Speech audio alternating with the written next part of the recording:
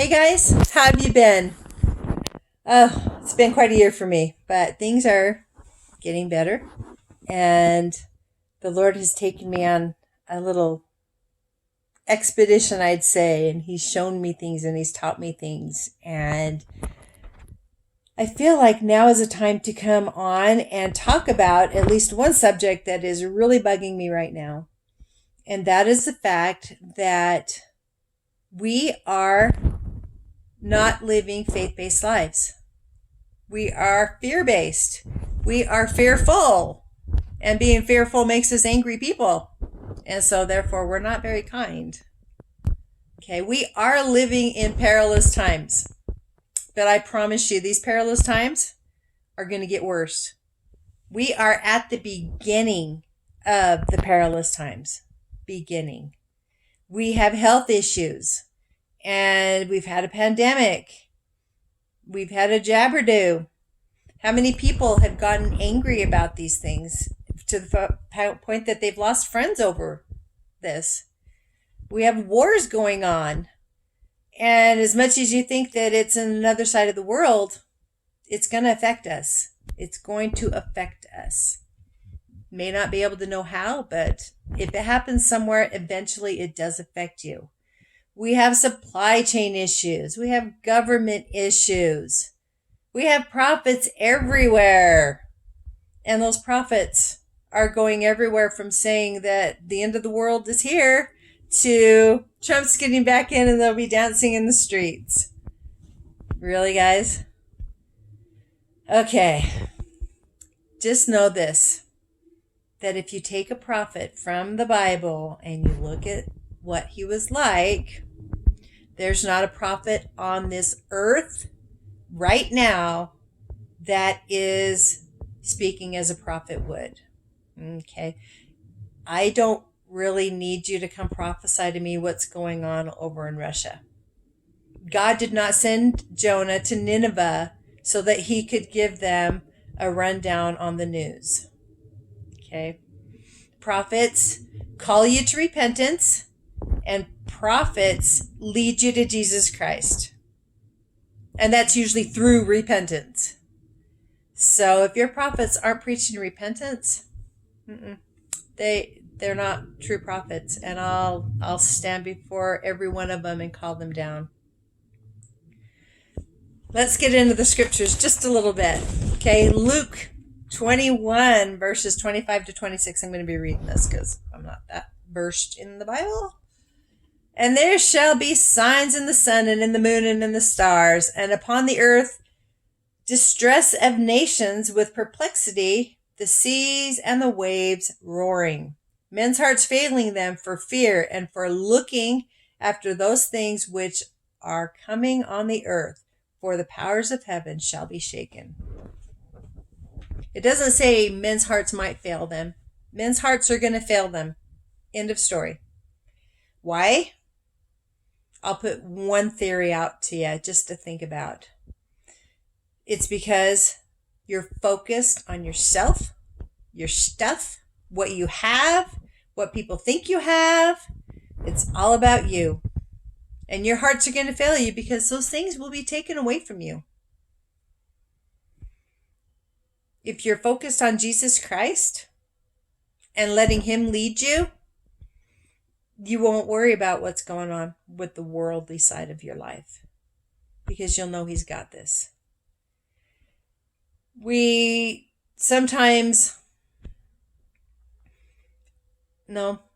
actually are always looking to something or somebody to take care of us. And that it's absolutely normal as far as being a human being to want to see something tangible or have something tangible that you can hold and see. That's where faith comes into play. Faith is where you believe in that even though you can't see it. Trouble is most of us are settling for second place. Jesus Christ isn't enough because we don't get to see him every day. And so we're giving ourselves second place prizes. Let me just name a few. And don't get mad. But what about crucifixes? crucifixes, I've seen some really pretty ones, and they wear them. If you're wearing them for just showing that you're a Christian, that's fine. But when you're wearing them for protection, when you're wearing them for luck, when you're putting them in your houses to protect you from evil, that's not okay. That's saying that Jesus Christ can't do that for you. What about rosary beads? What about little statues you have in your house? Pictures. What about the Mormon garments? Those are going to protect you? What about crystals? What about people who just scream, "I plead the blood"? And yes, I have heard a person actually scream that in a kind of a stressful situation. They're bleeding the blood. Is that a bad thing to do? No. Is that going to save you? Well, everybody has their stories. We all have our stories, right?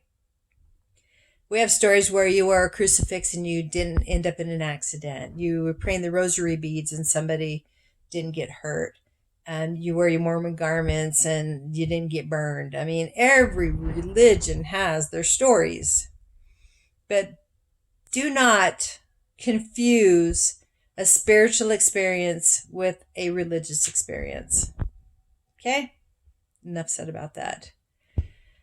People also want to turn to people. I don't know why we've decided that we need a person between us and Jesus Christ.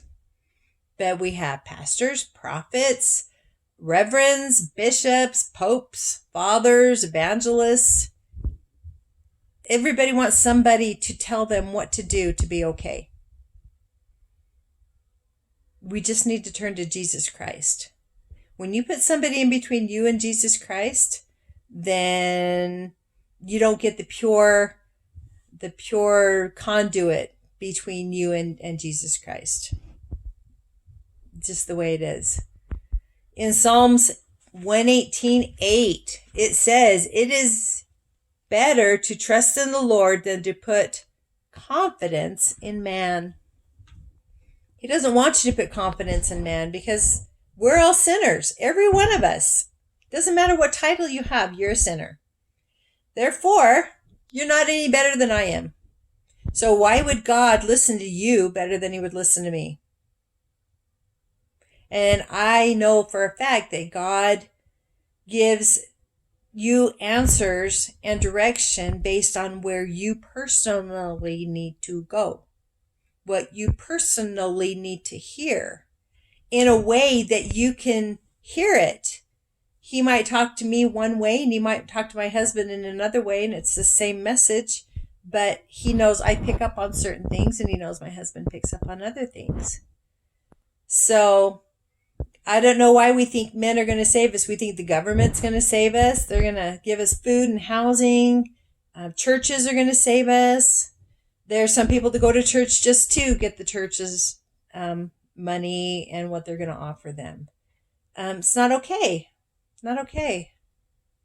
Have you ever thought about how hypocritical it is to get down on your knees and say a prayer to Jesus Christ and then adorn yourself with your magic underwear or your crystals or your crucifixes or putting your rosaries in your pockets? So it's like saying, "Okay, God, this is what I need. Now I'll be sure I get it." Have you ever thought about how hypocritical that is to him? That, you've got this, but I'll make sure that I'll be okay. Have you really forgotten who Jesus Christ is and what he can do? He can do everything. Anything and everything. But Lucifer's end game is to make us not believe that. See, Lucifer doesn't need to have us follow him. Doesn't need to have us worship him.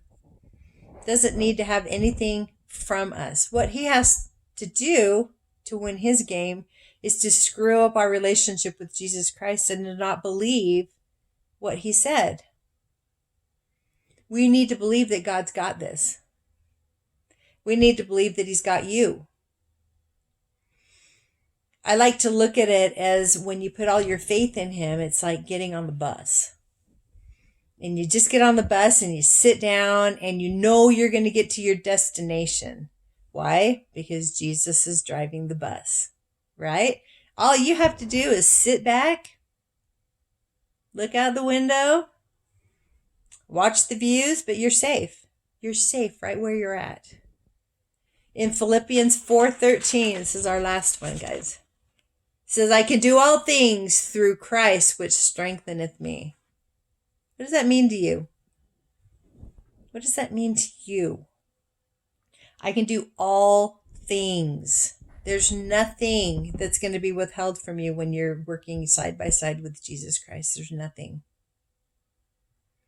So we have to step away from faith in things and start having faith in Him. So in the next little while, why don't you take time, assess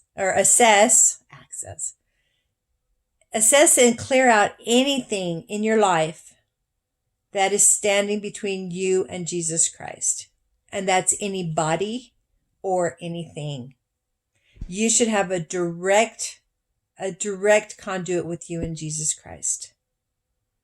You pray, He answers.